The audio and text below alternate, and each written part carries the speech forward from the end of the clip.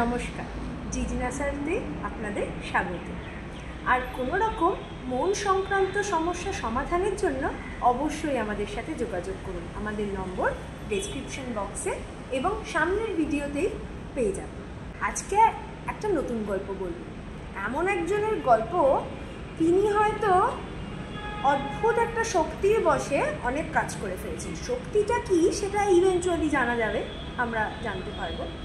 তো উনি একটি উচ্চ পর্যায়ের শিক্ষা প্রতিষ্ঠানে পড়াশোনা করেছেন এবং করতে করতে যখন উনি যেতেন কলেজে ক্লাস করতে, তখন তিনি তার চারপাশে বিভিন্ন পথশিশুদের দেখতে পেতেন যাদের শিক্ষার প্রয়োজন এবং তার মনে হয়েছিল তাদের অনেক কিছু দেওয়া প্রয়োজন।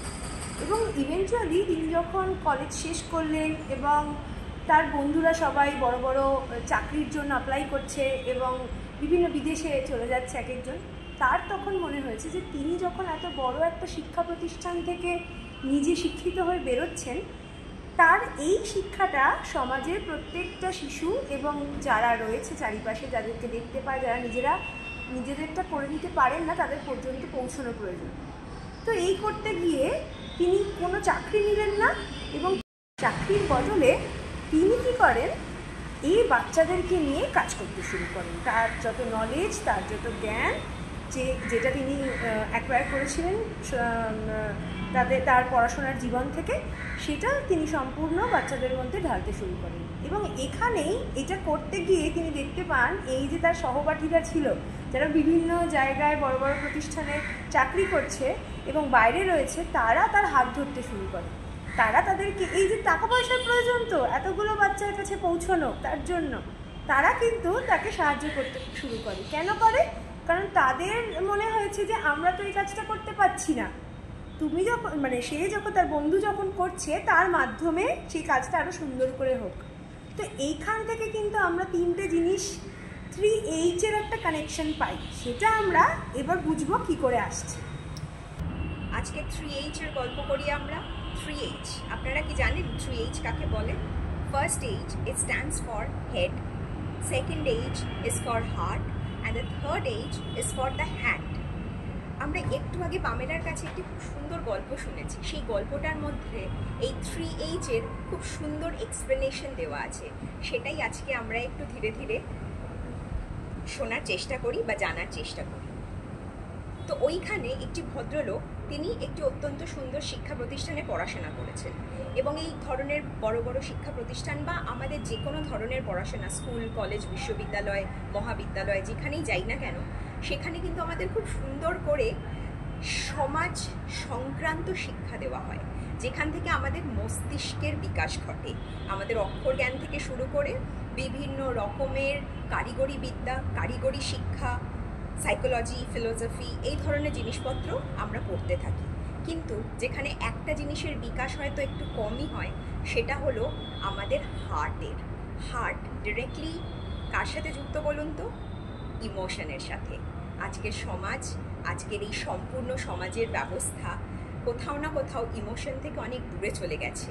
ইমোশনাল ইন্টেলিজেন্সের অবস্থা মনে হয় একটু হলেও কমে গেছে। তাই জন্য শুধু যে সম্পর্ক ভাঙছে তা নয়, সাথে সাথে সামাজিক বোধ, মনুষ্যত্ব বোধও কিন্তু একটু নিচের দিকেই যাচ্ছে। তাই আমাদের সবার মনে হয় যে এখন আমাদের এই হার্টের সাথে হেডকে কানেক্ট করতে হবে। আমরা যতক্ষণ না কানেক্টেড হতে পারবো, হেডের সাথে করতে পারবো হেডকে আর হার্টকে, ততক্ষণ কিন্তু আমরা সমাজের জন্য কিছুই করতে পারবো না বা নিজের জন্য কিছু করতে পারবো না। শুধু মেটেরিয়াল চাহিদাই মিটিয়ে যাব। আর সেই থার্ড Hটা, যেটা হ্যান্ড, তাতে পৌঁছাতেও পারবো না। আর এই হ্যান্ডের সাথে কিন্তু আমাদের জীবনের বিহেভিয়ার, আমাদের জীবনের টাইম, আমাদের জীবনের ডিজায়ার, আমাদের জীবনের হ্যাপিনেস সব কিছুই জড়িত, যা আমরা আগেও আলোচনা করেছি।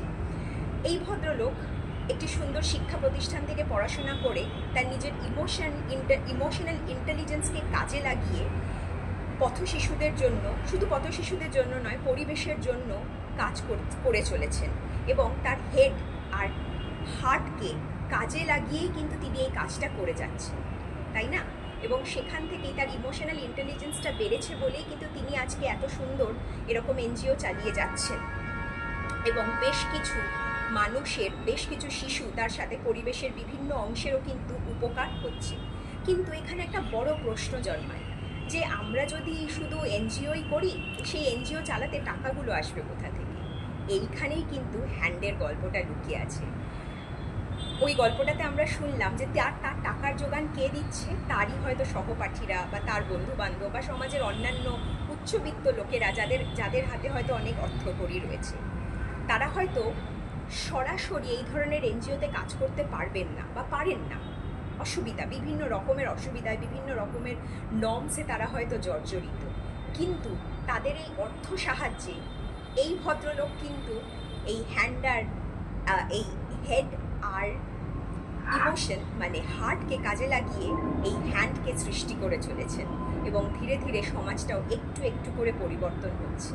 এবং সবসময় মনে রাখতে হবে, কোনো বড় কাজই কোনোদিনই একা হতে পারে না। শুধু অর্থের প্রয়োজন যে তা নয়, মনুষ্যত্ব বোধের প্রয়োজন সেখানে আছে, অর্থের সাথে সাথে মানবিকতার খুব প্রয়োজন সেখানে আছে, এবং তার সাথে এমপ্যাথির খুব দরকার। মানে অপরের কষ্ট বোঝার জায়গা, স্বার্থপরতা যেখানে কম, সেখানে সিম্প্যাথির বদলে এমপ্যাথি কাজ করে। এবং আমাদের মনে হয় এই মুহূর্তে দাঁড়িয়ে, এই পরিস্থিতিতে, এই পরিবেশে সিম্প্যাথির থেকে এমপ্যাথিটা অনেক বেশি জরুরি। সব জায়গায় অর্থ দিয়েও হয় না, তার কারণ ইমোশনাল ইন্টেলিজেন্স না থাকলে অর্থ দিয়েও আপনার হ্যান্ডের ব্যবহার করা যায় না। এমপ্যাথি খুব ইম্পর্ট্যান্ট একটি জিনিস। তাই আমার মনে হয় আজকে আমরা একে অপরের সমস্যাতে শুধু আহা উহু না করে, বা শুধুমাত্র তাকে দুটো টাকা ধরিয়ে না দিয়ে, যদি আমরা এমপ্যাথি করে তাদেরকে এম্পাওয়ার করার চেষ্টা করি, সেটাই মনে হয় আসল 3H-কে ডিনোট করবে এবং 3H-এর মর্যাদাকে এগিয়ে নিয়ে যেতে পারবে। তাই আমরাও জিজ্ঞাসা করছি, আপনারাও জিজ্ঞাসা করুন এবং একটু অন্তর আত্মার সাথে নিজেকে কানেক্ট করার চেষ্টা করুন। তবেই মনে হয় আপনার ইমোশনের সাথেও আপনার কানেকশন তৈরি হবে, এবং আপনার হেড আর হার্ট যেদিন এক জায়গায় আসবে, সেদিনকে হ্যান্ড পেতে অসুবিধা হবে না, এবং সমাজটাও মনে হয় একটু অন্যরকম, একটু সুন্দর এবং সবার বাসযোগ্য হবে। নমস্কার, জিজ্ঞাসাতে আপনাদের অত্যন্ত অত্যন্ত ধন্যবাদ আপনাদেরকে, যে আপনারা জিজ্ঞাসাকে এতটা ভালোবাসছেন, এবং আপনাদের যে কোনো মানসিক কষ্ট, মন সংক্রান্ত কোনো ব্যাপারে আপনারা আমাদের সাথে যোগাযোগ করতে পারেন। নিচে ডেসক্রিপশন বক্সে আমাদের নাম্বার আছে। ধন্যবাদ।